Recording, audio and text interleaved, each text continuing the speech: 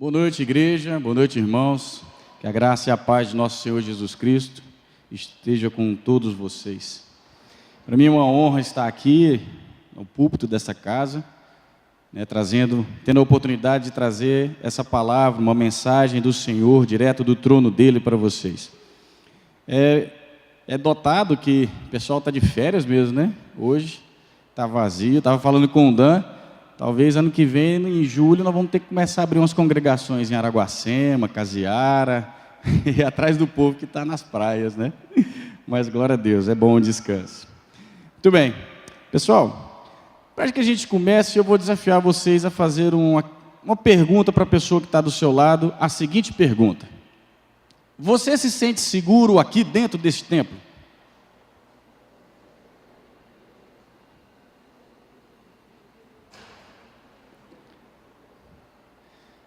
Bom, acredito que a resposta deve ter sido sim, né? Mas uma segunda pergunta: e quando termina o culto e você sai do templo, você se sente seguro lá fora?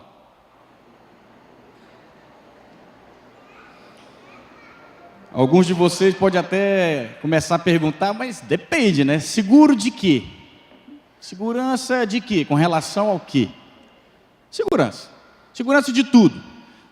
O pastor Joelso falou aqui na frente agora, que é maravilhoso quando a gente chega na casa do Senhor, que a gente louva, a gente é abençoado por esse culto maravilhoso, a gente arrepia, a gente sente uma energia, a gente fica aleluiado, né? Parece que o mundo está maravilhoso, está tudo perfeito, está bom demais aqui, mas uma hora acaba, né? Esse momento de culto e a gente nos vê obrigado a sair por aquela porta e seguir a nossa vida lá fora, né? Aí a pergunta que fica é: esse mundo está seguro para a gente andar lá fora? Está seguro exercer a nossa fé? Está bem difícil, né? As batalhas que o mundo oferece para nós, os desafios, estão cada vez maiores. E quando a gente fala em desafio, não tem como eu não lembrar do dia do meu batismo. Quando eu decidi me batizar na Cibapa, foi lá na 208 Sul, eu estava muito empolgado, porque eu pensei: meu Deus, tomei a decisão, agora eu vou me batizar, acabou os meus problemas. Eu tinha isso na cabeça, né? Eu estava lá preparado para descer no batistério, o pastor Valmir começou a falar, começou a preparar para aquele momento, e uma das coisas que ele falou, depois ele chamou a gente para batizar, eu mergulhei, novo homem, todo molhado, tal, que maravilha. Aí depois o pastor Valmir falou, depois que batizou todo mundo: muito bem, guerreiros, agora se preparem, que agora é que vai começar os problemas da sua vida. Eu falei: ué, agora que vai começar? Mas como assim? Eu estou achando que agora que o negócio vai ser bom, maravilhoso, estou seguro, estou com Cristo, agora estou batizado, agora que começam os problemas? Eu demorei muito para entender o que ele queria dizer com aqueles desafios. Que agora começariam os desafios da nossa caminhada cristã. Agora, daqui para frente, é que começaria os desafios da vida, né? Que eu ia me deparar com inúmeras questões, inúmeros questionamentos que o mundo me faria para poder botar em xeque a minha fé. E assim deve ser com todos vocês. Mas nós devemos andar seguro neste mundo. Eu queria falar com vocês hoje em como andar seguro num mundo inseguro. E eu queria convidar vocês a abrir a Bíblia de vocês em 1 João, capítulo 2, versículo 6. Nós estamos sem a projeção, é um versículo simples, mas como não tem, eu convido vocês a abrir a Bíblia ou acessar os seus smartphones, para que a gente possa ler juntos. Diz o seguinte, em 1 João capítulo 2, versículo 6: aquele que diz que está nele, também deve andar como ele andou. Em algumas versões vai estar escrito: aquele que afirma que permanece nele, deve andar como ele andou. Jesus, ele andou seguro neste mundo, porque Deus estava com ele. No tempo de Jesus, ele não estava isento de problemas. O mundo vem se modernizando, vem crescendo, novas coisas vêm aparecendo, mas na época de Jesus, por mais simples que fosse, ele também tinha os desafios daquela época. Todo aquele povo tinha os mesmos desafios, mas Jesus conseguiu andar seguro num mundo inseguro. Agora, uma coisa que a gente tem que prestar atenção, que andar seguro não é o mesmo que andar sem desafios. Jesus teve diversos desafios, porém, ele permaneceu seguro na caminhada com ele, na caminhada dele, porque em Atos, capítulo 10, versículo 38, diz: porque Deus ungiu a Jesus de Nazaré com o Espírito Santo e poder, e com ele andou por toda parte, fazendo o bem e curando todos os oprimidos pelo diabo, porque Deus estava com ele. Jesus viveu num mundo inseguro, de desafios, mas viveu em segurança. Ele andou seguro, porque Deus estava com ele, ele fez o bem e libertou e curou os oprimidos pelo diabo. Em outra parte da Bíblia, esse desafio agora vem para nós. Diz em Lucas capítulo 10, versículo 37, vá e faça o mesmo. Esse desafio é lançado a cada um de nós. Vá e faça o mesmo. Faça o quê? Faça o bem, cure as pessoas, cure os oprimidos pelo diabo. Em Atos 10, 39, diz: nós somos testemunha daquele, que tudo o que ele fez. O teólogo Irineu de Lyon, ele disse que Jesus se tornou o que somos, para que nós também nos tornássemos o que ele é. Jesus, ele veio ao mundo com um propósito. Ele tinha um propósito definido por Deus, que era a salvação da humanidade. Porém, Jesus não se abdicou de andar pelo mundo, de viver, de passar por tudo que ele passou, só para chegar no ponto final, que era a salvação, que era a morte de cruz, para que todo aquele que nele crê, tivesse a salvação. Jesus, ele sabendo dos propósitos, ele continuou vivendo, ele andou por todos os cantos. Na palavra de Deus, a palavra grega pariateu é no grego, significa perambular. A tradução para o português seria perambular, mas ela quer dizer andar. O ministério de Jesus foi um ministério perambulante, de fato perambulante. Perambular é uma palavra um pouco pejorativa na linguagem portuguesa. Fica parecendo que a pessoa, quando você fala que uma pessoa está perambulando por aí, parece que a pessoa está aí à toa, né? Sem fazer nada, não tem nada que fazer, sem propósitos, sem planos, sem objetivo. Parece que está aí vivendo por viver. Mas perambular é o mesmo que andar, que viver, que seguir. E Jesus, ele de fato teve um ministério perambulante. Ele andou encontrando com pessoas, curando as pessoas por onde quer que ele passava. Jesus, ele foi e sempre será o nosso maior mestre. Ele sempre foi e será o maior exemplo a ser seguido. Jesus é o nosso paradigma. Jesus é o foco que nós temos que ter de exemplo a seguir. Jesus, ele foi o maior mestre porque ele viveu o que ele pregava. Ele não só pregava e ensinava as pessoas, como ele vivia de fato as coisas que ele falava. Eu tive essa semana procurando algumas manchetes que fossem importantes, para que trouxesse para nós, de fato, tanto que esse mundo vem apresentando desafios para a gente. E eu anotei alguns aqui para vocês, que diz o seguinte: governo aprova a inclusão de cirurgia de mudança de sexo pelo SUS, e ainda pode-se usar o nome social para todo o processo de tratamento. Outra reportagem que eu vi foi o seguinte: um casal de pais perdeu a guarda do filho de 17 anos porque ele queria fazer uma mudança de sexo. E os pais não o apoiavam porque seguiam princípios bíblicos. Mas os avós apoiavam a criança.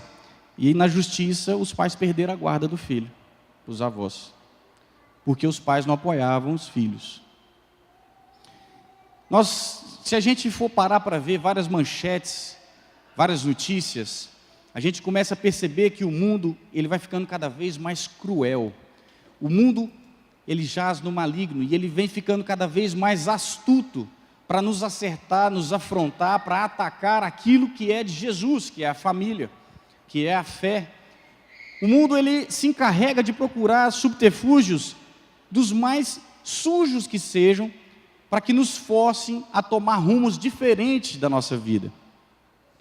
Aí eu estava conversando com a Larissa, minha esposa, aí estava falando para ela, pior que é verdade, né? Tem hora que dá vontade de fazer igual os apóstolos, né? Quando os discípulos de Jesus, quando juntaram no monte para fazer uma oração, e que estava toda aquela glória, tudo maravilhoso, e eles, Senhor, vamos ficar por aqui? Vamos armar umas tendas e viver aqui? Não, não é assim. Nós temos que sair para o mundo. Nós temos um ministério perambulante. É assim como a gente se reúne aqui. Eu falo para a Larissa assim, a gente no domingo, quando vem, começa o culto, começa a adoração, a gente começa a louvar ao Senhor, é tudo maravilhoso. O ministério de louvor toca músicas lindas, a gente começa a ficar arrepiado. Logo vem uma pregação e a palavra nos traz ânimo, nos traz um vigor do Espírito. A gente começa a ficar aleluiado, a gente termina o domingo, a gente está alegre, feliz. Todo mundo geralmente sai daqui, se reúne entre os amigos e vão comer alguma coisa, vai jantar. E quando você senta lá, já começa a cair no cotidiano, né? Aí já vai começando a baixar aquela aleluiada que você estava, começa os assuntos do mundo. Logo vem a segunda-feira, a gente já vem, começa a se deparar com desafios no trabalho. Você pega para ler manchetes, é só notícia ruim, é só notícia triste, é só afronta contra o Evangelho, é só afronta contra a nossa fé. Eu recebi um vídeo hoje do pastor Arias, de um pastor que estava indignado, porque ele fez um comentário contra uma comunidade homossexual que estava fazendo escárnio com relação a Jesus Cristo. Eles estavam fazendo uma disputa quem se apresentava o Jesus gay mais bacana. E apresentaram de formas com imoralidade sexual, postando no Facebook. E esse pastor refutou isso, bateu de frente com esse pessoal, soltou um comentário em defesa da fé, e ele foi bloqueado pelo Facebook. Por 30 dias a conta dele está suspensa, porque ele defendeu a fé dele diante desse povo. E ele estava indignado, pensando, mas como assim? Podem atacar a nossa fé, mas eu não posso defender a minha fé? Como que é isso? Então nós estamos sendo vítimas de todos os cantos, de pessoas que estão preocupadas de fato em derrubar a nossa fé ou atingir de alguma forma a nossa crença, a nossa vida cristã.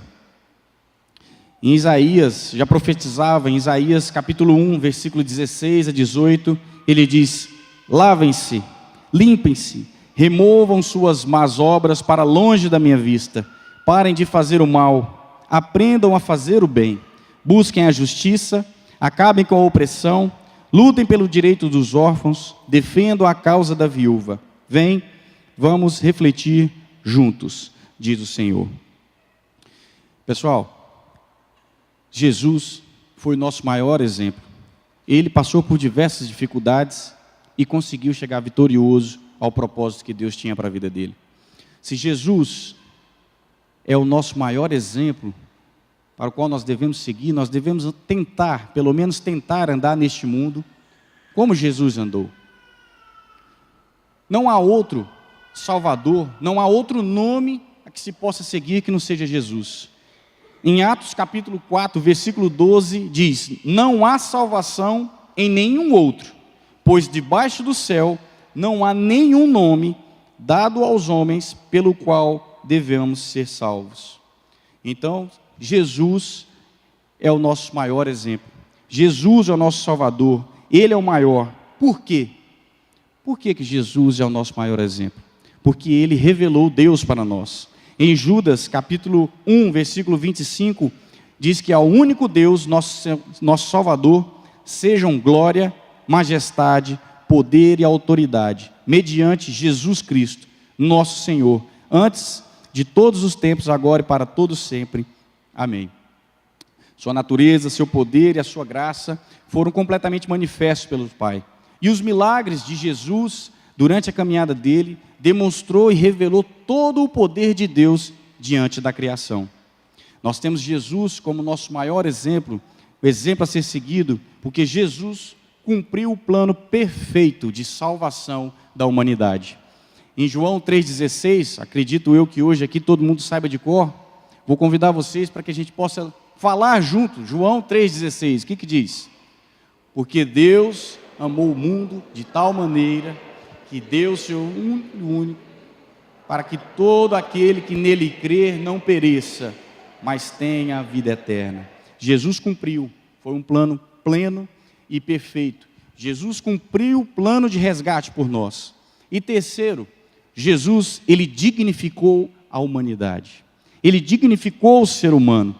Mas antes da gente ler Filipenses, onde Jesus dignificou a humanidade, nós temos que lembrar da pergunta feita por Davi a Jesus, nos Salmos 8, versículo 4, que ele pergunta: quem é o homem para que o Senhor se preocupe com ele? Quem somos nós? Mas Jesus veio para cumprir o plano de salvação de nós, da nossa humanidade. E Jesus dignificou a humanidade. Em Filipenses capítulo 2, versículo de 5 a 9, diz o seguinte: sejam a atitude de vocês a mesma de Cristo Jesus, que embora sendo Deus, não considerou que o ser igual a Deus era algo a que deveria se apegar, mas esvaziou-se a si mesmo, vindo a ser servo, tornando-se semelhante aos homens, e sendo encontrado em forma humana, humilhou-se a si mesmo, e foi obediente até a morte, e morte de cruz. Por isso, Deus o exaltou à mais alta posição, que lhe deu o nome que está acima de todo nome. Amém? Jesus, ele dignificou a humanidade através da sua renúncia. Ele renunciou, ele não considerou o ser igual a Deus. Ele renunciou a si mesmo. Ele dignificou a humanidade através da sua natureza humana, quando ele disse: esvaziou-se a si mesmo, vindo a ser servo, tornando-se semelhante aos homens. E ele dignificou a humanidade através da sua atitude de identificação com os que sofrem. Sendo encontrado em forma humana, humilhou-se a si mesmo. E dignificou a humanidade através da sua morte. Entregou e foi obediente até a morte, e morte de cruz. Calvino disse certa vez que, visto que Deus se manifestou a nós como Pai, nós seríamos culpados de extrema ingratidão se nós não se manifestarmos como filho dele.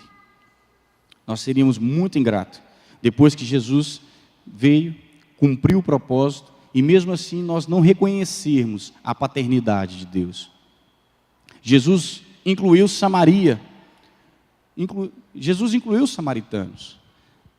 Os samaritanos, para que a gente entenda essa desavença entre os samaritanos e os judeus, logo depois do reinado de Salomão, se dividiu em dois reinos: Reino do Norte e Reino do Sul. Reino do Norte, Israel, sediado em Samaria, e Reino do Sul, em Judá, que a capital era Jerusalém. O Reino do Norte louvavam a Deus, glorificavam, mas com o tempo foram se dando a idolatrias, foram começando a adorar outros deuses, e acabaram por ser dominados pelo rei da Assíria. Quando foram dominados pelo rei da Assíria, foram levados cativos os adultos, mulheres, foram deixados jovens para que continuassem a cultivar aquela região. E o rei da Assíria aproveitou para levar para aquela região outros povos que também tinham sido dominados. Então começou a haver uma mistura de povos, uma miscigenação de povos ali naquela região. Então começaram a perder a identidade. Então a região do norte começou a se dar e adorar a outros deuses, e começaram a misturar as raças. Por isso que os judeus do Reino do Sul não se davam mais com os samaritanos, com os de Samaria. Samaria começou a achar que adorava a Deus no monte de Genezarim.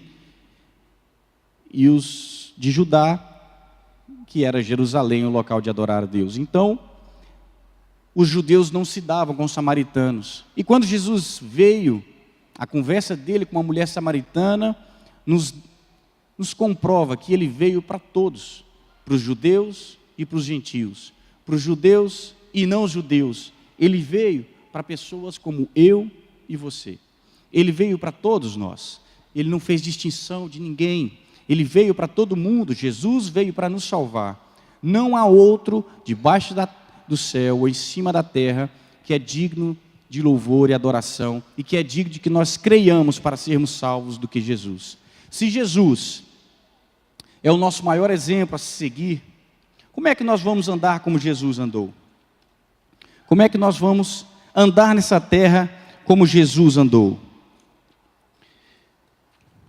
Jesus, ele andou nessa terra e nós vamos ver como é que ele andou para poder viver uma vida conforme ele também viveu, para que a gente possa viver seguro. Primeiro, nós vamos viver uma nova vida em Cristo. Paulo diz nas suas cartas aos Coríntios, 2 Coríntios, capítulo 5, versículo 17. E assim, se alguém está em Cristo, nova criatura é. As coisas antigas já se passaram e eis que tudo se fez novo. O apóstolo Paulo, se a gente for pegar, ele é um dos maiores exemplos de conversão. É um exemplo maravilhoso. Ele passou de seguidor, perseguidor de cristão, do evangelho, para ser um dos maiores pregadores do evangelho de Cristo.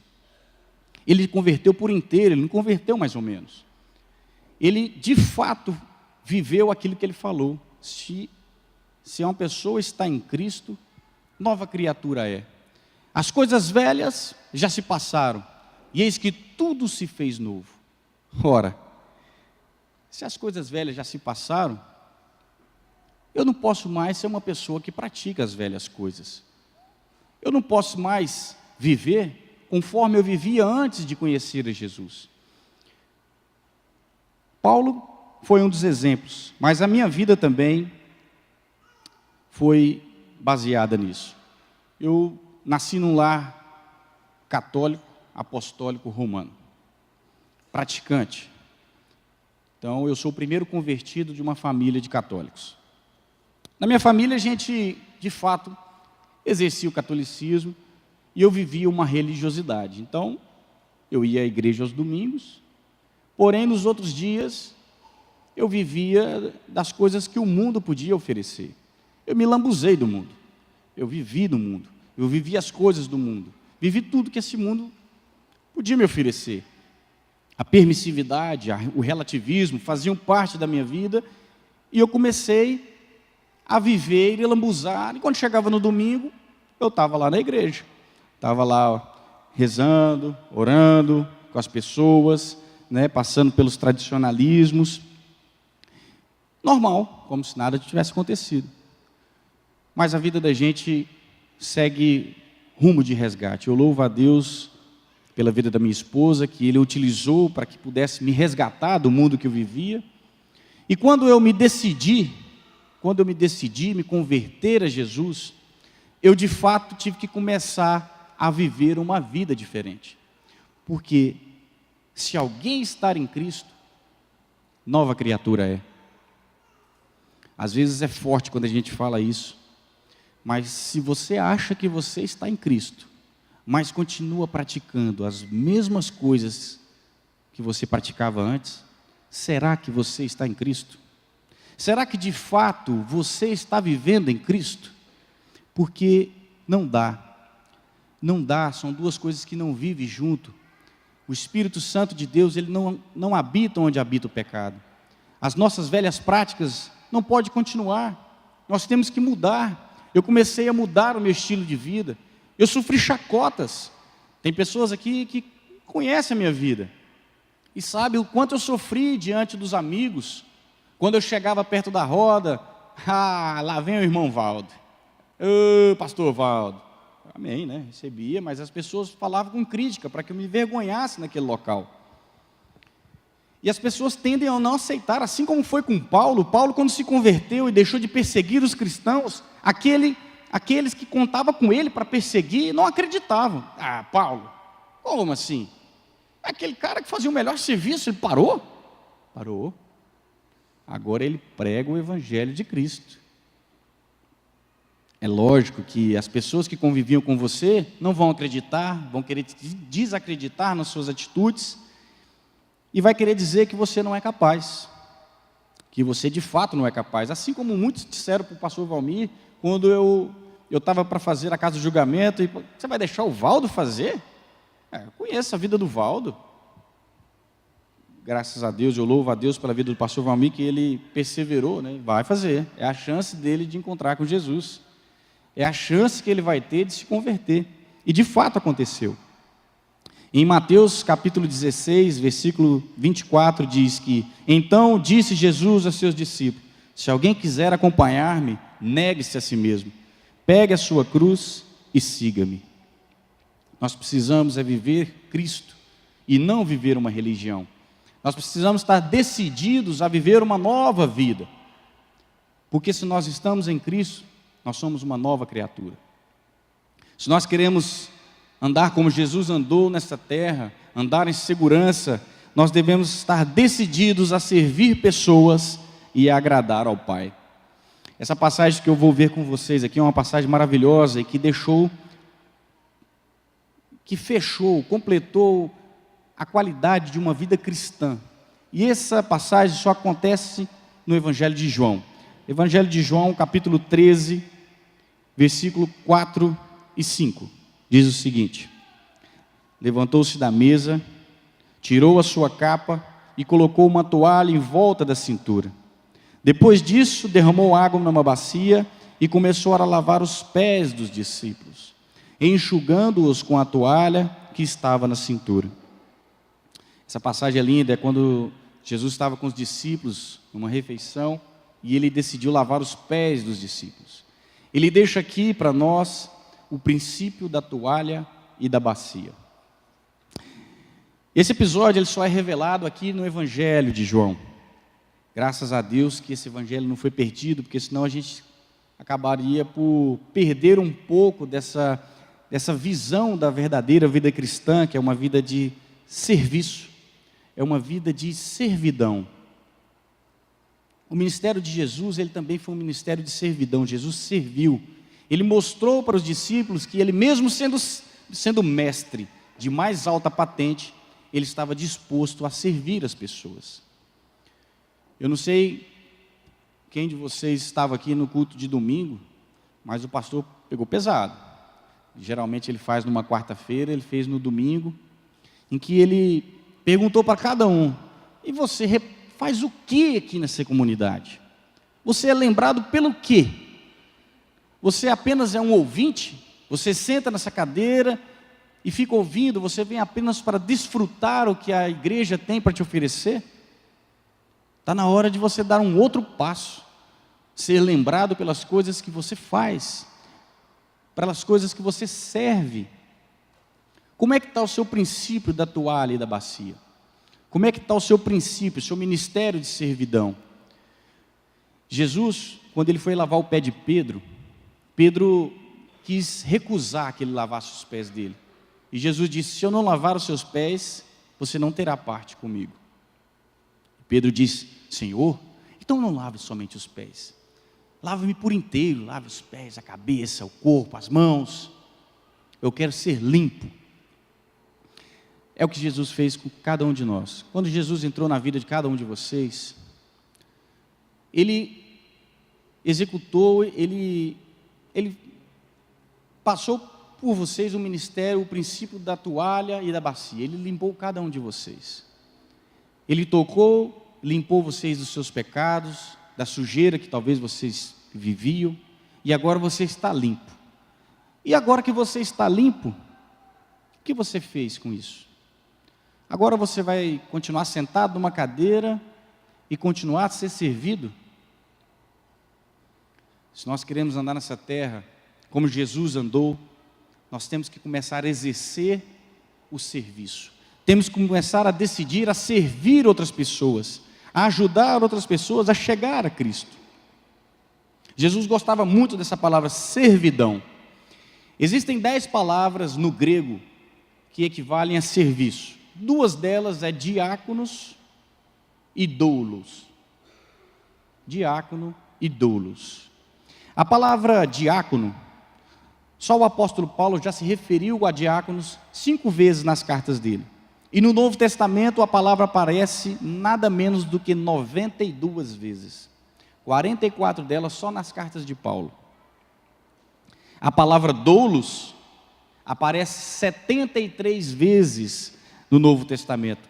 sendo 57 delas nos evangelhos de Mateus e Lucas. Jesus amava a palavra servidão. Segundo o teólogo William Barclay, diz que quando mais estivermos perto da humanidade sofredora de Jesus, mais estaremos perto de Deus como Pai. Pedro exortou os crentes a viverem como servos de Deus. Ele diz: vivam como servos de Deus. A vida de Jesus foi uma completa servidão. Como terceiro tópico, se a gente quiser andar como Jesus andou, nós deveremos exercer a compaixão, como ele teve e como ele ensinou. Em Mateus capítulo 20, versículo 34, diz: então Jesus, movido de íntima compaixão, tocou-lhe nos olhos e logo ele viu. E eles o seguiram. Compaixão anda lado a lado com o perdão. A palavra compaixão significa sofrer com o que sofre, sentir com o coração do outro. Jesus, mais do que ninguém, exercitou a compaixão. Tem uma passagem em Lucas capítulo 15, que fala do filho pródigo, mas a gente poderia também chamar essa parábola, claro que não estou mudando, mas nós poderíamos chamar essa parábola do pai compassivo, porque o filho sai, gasta o dinheiro da herança que ele pede antecipadamente, se deleita com prostituição, imoralidade, jogos, bebedeiras, e depois que ele perde tudo, ele sente saudade de casa e volta com o coração arrependido. E no versículo 20 diz que o pai, vendo ele de longe, correu, cheio de compaixão, correu para o seu filho, o abraçou e o beijou.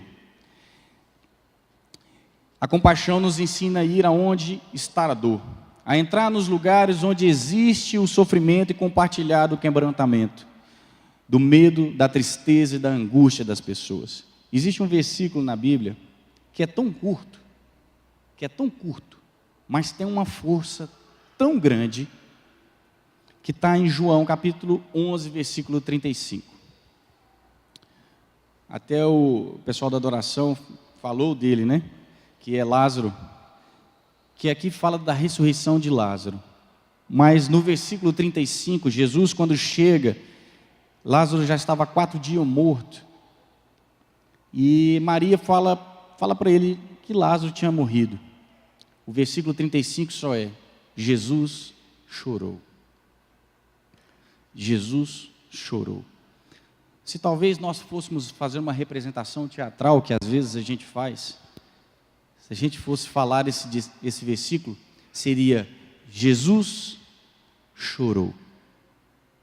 Nós deveríamos colocar um silêncio depois, para que a gente pudesse refletir tamanha compaixão que Jesus demonstrou nesse momento. Jesus chorou. Ele não chorou apenas pela morte de Lázaro, porque Jesus era Jesus, ele ia ressuscitar Lázaro. Lógico que ele gostava e amava de Lázaro, estava com saudade, mas Jesus chorou porque ele sentiu com o coração daqueles que perderam Lázaro. Jesus foi acometido de uma imensa compaixão daquele povo. A compaixão, meus queridos, é o primeiro passo que nós damos para exercer o perdão.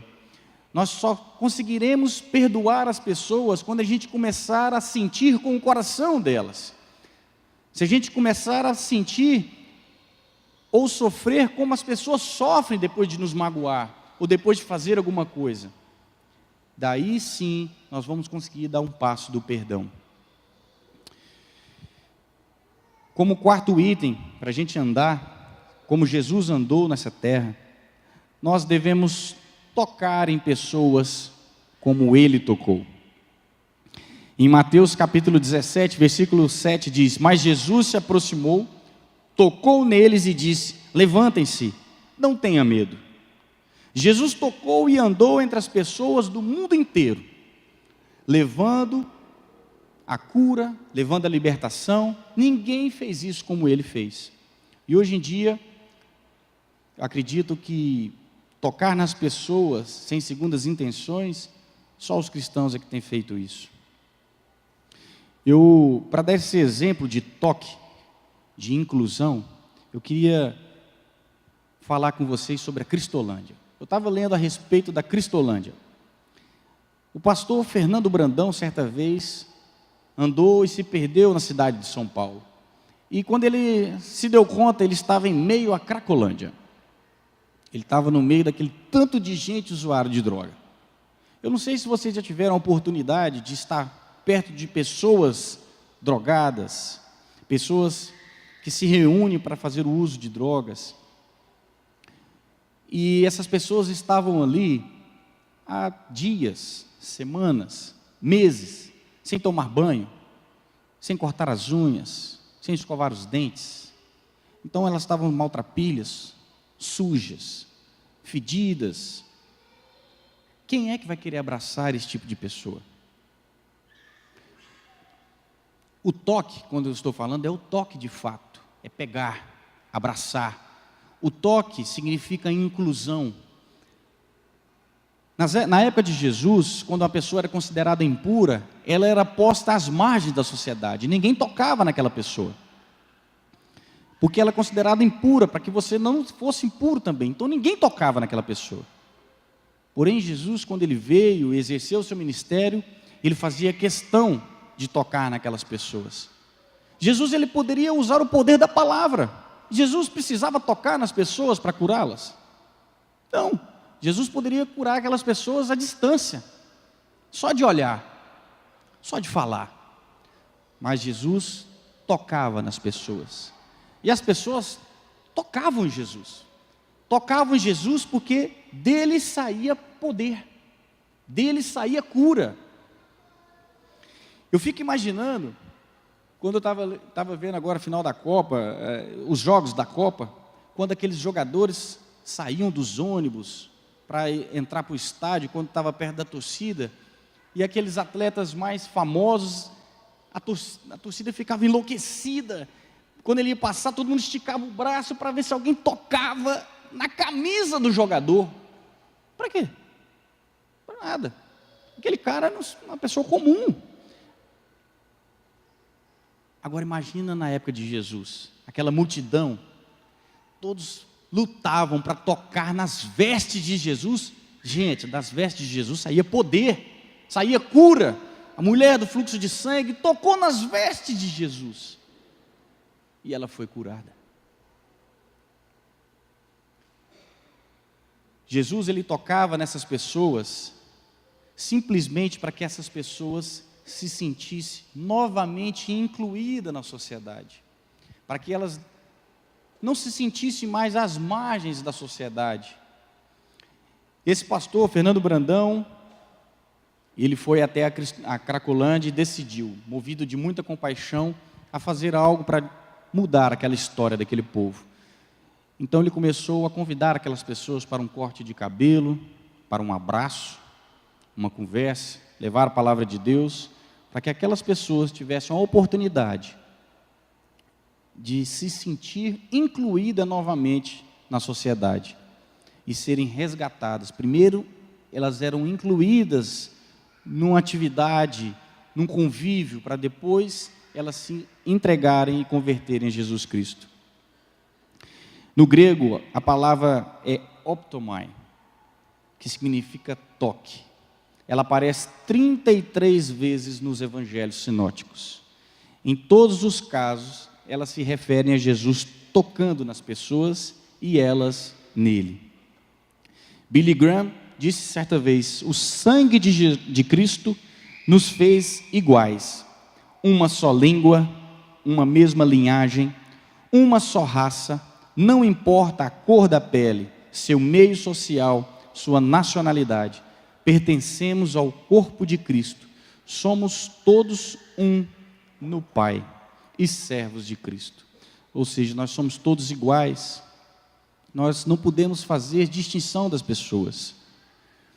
Como um quinto elemento para que a gente possa andar conforme Jesus andou, é saber fazer a distinção de pecador e pecado. Aqui eu quero levar vocês ao Evangelho de Lucas, capítulo 19, versículos 6 e 7. em que retrata a passagem de Zaqueu. Zaqueu, ele sobe no alto de uma árvore para ver a Jesus. Ele sabia que Jesus ia passar, ele subiu no alto de uma árvore para que ele pudesse visualizar esse Jesus que muda as coisas. E Jesus olhou para o alto e disse: desça daí, Zaqueu, desça daí que hoje eu vou para a sua casa. E Zaqueu desceu por depressa. Versículos 6 e 7 diz: ele desceu a toda pressa e o recebeu com alegria. Todos os que viram isto murmuravam, dizendo que Jesus se hospedara com um homem pecador.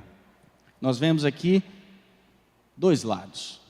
O lado de alguém que recebeu Jesus em sua casa, Zaqueu, por mais pecador que ele fosse, e teve a sua vida restaurada.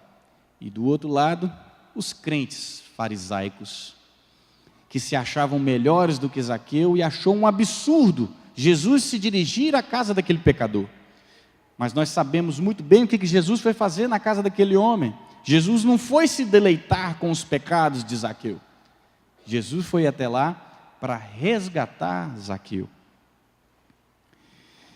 Quando eu contei para vocês, no meu início de caminhada na Cibapa, foi um pouco rápido, assim que eu entrei, havia a casa do julgamento.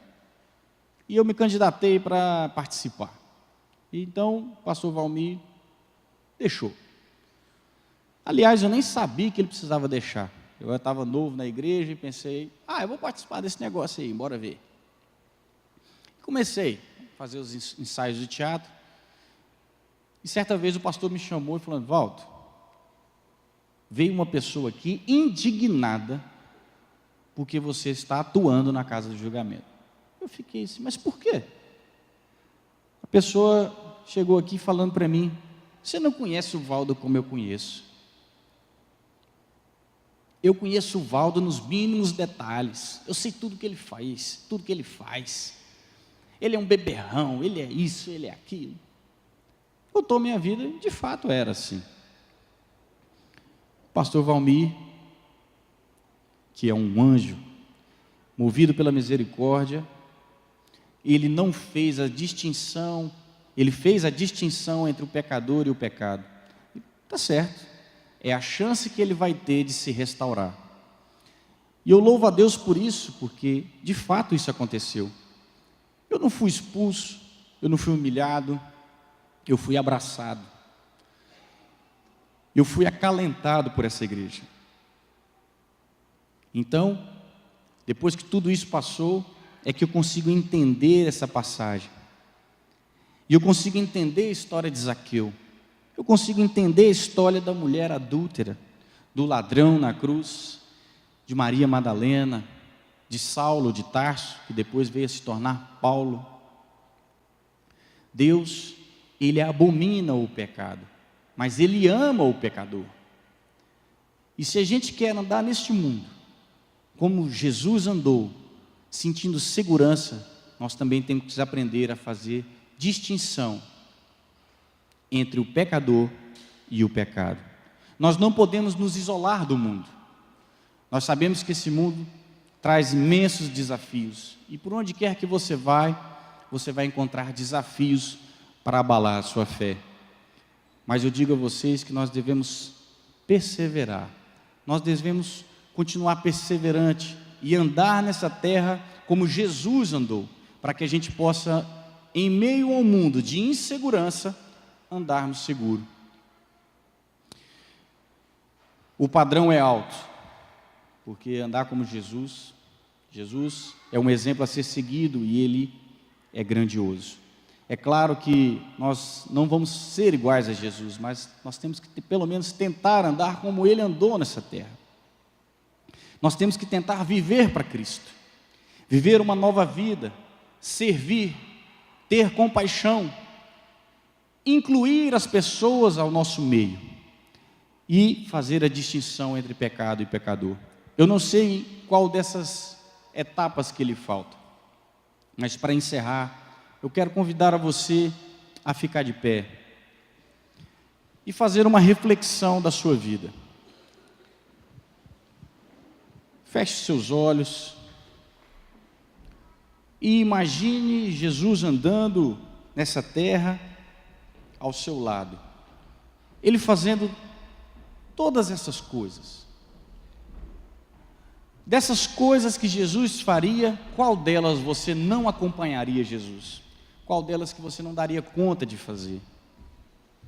Se você acha que sua vida ainda não é uma nova vida, você ainda não está em Cristo, o que te falta? É servir? É ter compaixão? É perdoar? É tocar nas pessoas ao ponto de fazê-las entender que ela está inclusa nessa sociedade? Ou você não tem distinguido entre pecado e pecador e você acusa a todos que pecam? Não sei. Mas assim como o Espírito Santo de Deus estava com Jesus, Ele também está conosco. Em João capítulo 14, versículo 26, está escrito que: mas o Conselheiro, o Espírito Santo, que o Pai enviará em meu nome, lhes ensinará todas as coisas e lhes fará lembrar tudo quanto vos tenho dito.